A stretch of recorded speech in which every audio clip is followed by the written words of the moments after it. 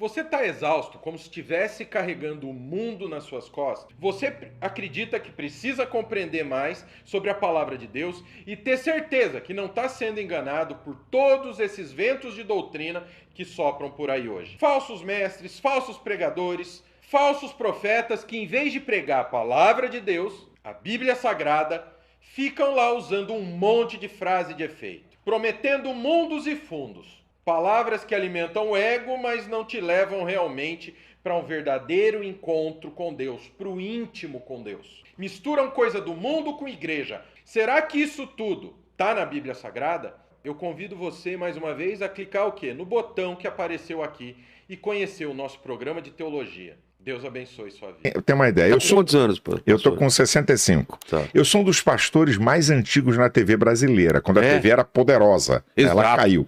Então, eu tenho 42 anos na televisão. Só de TV, 42 anos. Que eu tô na TV. E eu comecei a me posicionar quando nenhum pastor nem imaginava se posicionar. Imagina. Eu comecei a me posicionar quando eu entrei na TV com 23 anos de idade. Que mundo que o Brasil tava... Quem que tava no Quem tava governo? quem tava no governo, quando eu comecei, caraca, quem tava no governo tinha 23 anos de idade. Que ano que foi? Ah, só você ele vê tem aí. que fazer a Que ano conta aí, que foi? brother. Faz a conta, diminui aí. Diminui 42 de 65 e aí você vê. Então, Tá.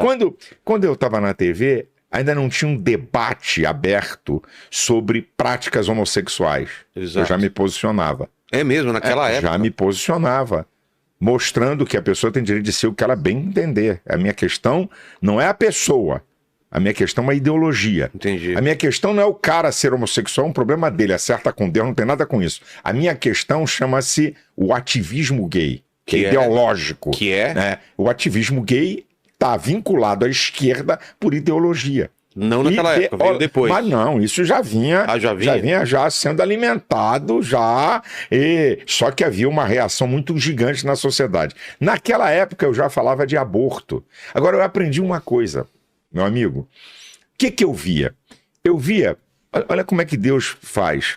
Quando eu tinha 17, 18 anos, eu verificava que os pastores não tinham respostas fora da Bíblia. Exato. Aí eu dizia assim, caramba. E aí eles se esquivavam. Então, não, ou então eles não, porque Deus. Aí eu dizia assim, bem, mas e quem não acredita em Deus? Não é válido. Então, o que Deus botou na minha mente? A Bíblia é a verdade. Certo. O que Deus fala é a verdade. Então, na ciência, na sociologia, eu vou descobrir essa verdade de Deus. Então, eu vou mostrar a Bíblia através da ciência. Então, o que eu comecei a fazer? Eu comecei a pesquisar esses assuntos fora da teologia. Aborto. Então, eu discuti em audiências públicas. Descobriu aí? Não só quem estava, mas a lista de quem já o pastor já acompanhou estando na TV. Então vamos lá. João Figueiredo. Nossa, Tancredo começou no Neves, Figueiredo. José Sarney, Fernando Collor, Itamar, Fernando Henrique e Lula de lá pra cá. Collor, Lula, Dilma. Isso é. Então, o que a gente está falando aqui? Entrou, eu me desviei aqui do assunto. Falando a questão do movimento de esquerda. Então, eu falei isso aqui. O que eu vi? Todos esses assuntos polêmicos, eu vou encontrar respostas na ciência. E foi o que eu fiz. Eu discuti várias vezes no Congresso Nacional, em audiências públicas, sobre questão de aborto. Nunca levei a Bíblia. Eu não preciso discutir aborto falando de teologia. E eu deixava os caras loucos. Por quê? Porque eu ia na ciência para provar o que é o aborto. Eu não preciso da Bíblia para mostrar que o aborto é a coisa mais estúpida, mais violenta contra os indefesos. Eu discuti com feministas, eu discuti com todo tipo de gente. E qual que era o ponto? Então, qual é a questão? Um dos pontos da questão do aborto.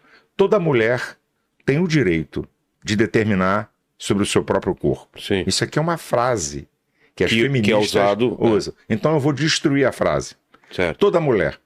50% de aborto foram cometidos por gente do sexo feminino. Não tiveram o direito de decidir sobre o seu próprio corpo. Toda mulher tem o direito de decidir sobre o seu próprio corpo. E as outras 50%? Então, toda mulher. Pelo menos 50% dos abortos é de mulheres. Sexo feminino. Então, a primeira palavra... você falando que iam nascer mulheres. Então, se você aborta quem ia nascer mulher, Como é que toda mulher tem direito sobre o seu próprio corpo? Já comecei a quebrar. Toda mulher tem direito, nenhum ser humano tem direito absoluto sobre o seu próprio corpo. Se você tentar se matar, é crime. Sim. Você responde. Então, quebrei a segunda. Toda mulher tem o direito sobre o seu próprio corpo. O bebê não é prolongamento do corpo da mulher e as provas são sensacionais. O bebê no útero de uma mulher não é a unha, não é o cabelo que ela pode aparar e cortar. O bebê, na gestação, ele é o agente ativo e a mulher é o passivo. Quem comanda a gestação é o pequeno bebê. É ele que torna o útero da mulher habitável. Se ele não tivesse naquela cápsula, ele era expulso como corpo estranho. Em última instância, é ele que decide a hora de sair. Então, como é que é do próprio corpo? Não é próprio corpo. Aí, outra prova. Eu estou falando aqui é ciência. Sim. O óvulo fecundado de um casal negro no útero de uma mulher branca nasce um negro. O óvulo fecundado de um casal branco no útero de uma negra nasce um branco. Como é que é prolongamento do corpo da mulher? Então, essa tese é destruída facilmente. E o que a gente tem que pensar, meu amigo, é o seguinte: nenhum ser humano é mais humano do que outro. Ser e humanidade são intrínsecos. Nenhum corpo vivo pode se tornar pessoa a não ser que já seja em essência. O embrião é uma pessoa porque ele não pode se tornar outra coisa a não ser pessoa. Então, você derruba, tá? Outra coisa. Qual é a diferença do óvulo fecundado para mim e para você? Qual? Tempo e nutrição. Certo. O óvulo fecundado tem 1 mês, 2, 3 e eu tenho 65 anos. Ele está em simbiose por nutrientes com a mãe ou com arroz e feijão. Essa é a diferença. Então, o argumento contra eles... E o argumento de violência, né? De estupro... Não, escuta, o argumento contra eles é forte. Outra, qual é a mãe de todos os direitos? Vamos lá. A mãe de todos os direitos é a vida. O direito à vida. Acima de tudo. A classificação... Existe uma classificação penal. Por que existe uma classificação penal? Porque existem níveis de gravidade de crime. Sim. Estupro é um crime. Tem que pegar esse cachorro e castrar ele, na minha opinião. É um crime. Mas matar é mais grave do que o estupro. Aqui que dorme a coruja, amigão. Mas deve ser difícil, meu amigo, criar um filho. Peraí, escute, ela não precisa criar. Aqui é que tá. É provado, amigo. As mulheres que fazem aborto, não importa qual é a causa, elas são propensas 9 vezes mais a problemas psiquiátricos do que a mulher que gera. Depressão. De tudo que você imaginar. Então, eu não acho que a mulher tem que criar um filho de um estupro. Eu não acho. Claro que não. Ela vai sofrer 9 meses, mas vai ficar livre a vida toda. E outra, vamos lá. Não existe a lei? A lei contempla o estupro pro aborto. A lei. Só... ela tem direito a abortar por... Se for estupro, a lei contempla isso. Agora, olha a bandidagem. Uma mulher... O que é um crime?